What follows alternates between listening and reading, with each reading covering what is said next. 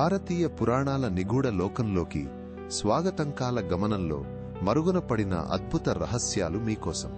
ఈ కథలు అగాధమైన సముద్ర గర్భంలో దాగి ఉన్న అపురూపమైన ముత్యాల లాంటివి. వాటిని వెలికి తీసినప్పుడే వాటి అసలు కాంతి తెలుస్తుంది.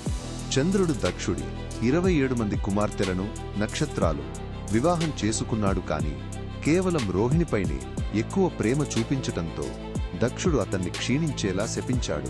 అందుకే చంద్రుడి కళలు పెరుగుతూ తగ్గుతూ ఉంటాయి.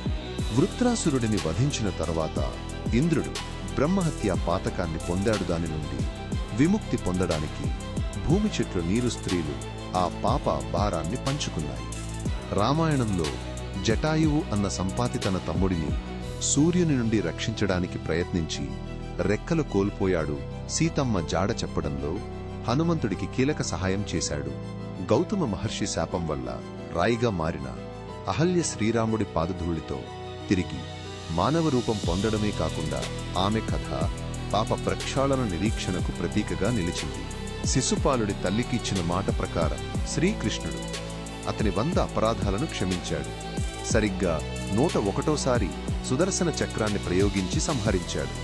ఒకానొకప్పుడు విష్ణువును అనుకరించాలని ప్రయత్నించిన పుండరీకుడు అనే భక్తుడు తన అహంకారం వల్ల శాపానికి గురై రాక్షసుడిగా మారాడు. సప్త మాతృకలు దుష్ట శక్తులను సంహరించడానికి బ్రహ్మ విష్ణు శివ ఇంద్రులతో సహా వివిధ దేవతల నుండి వెలువడిన స్త్రీ శక్తులు వారి అసలు రూపం దేవతల కోపానికి ప్రతీక. ఉపరిచర వసువు అనే రాజు తన తపస్సు ద్వారా విమాన ప్రయాణ శక్తిని పొంది భూమిపై అద్భుతమైన దేవలోక భోగాలను అనుభవించాడు. కాని సత్యం చెప్పనందుకు శపించబడ్డాడు.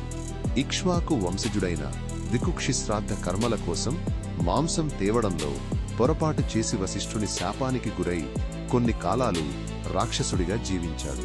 పరశురాముడు మహాభారత యుద్ధంలో పాల్గొనకుండా కేవలం ద్రోణాచార్యునికి మాత్రమే బ్రహ్మాస్త్రాది విద్యలు నేర్పించి యుద్ధ భూమి నుండి తప్పుకున్నాడు. అతని గురు దక్షిణతత్వాన్ని సూచిస్తుంది. ఈ అద్భుతమైన జ్ఞానామృతాన్ని ఆస్వాదించడానికి కిమా ఛానల్కి ఇప్పుడే సబ్స్క్రైబ్ చేయండి.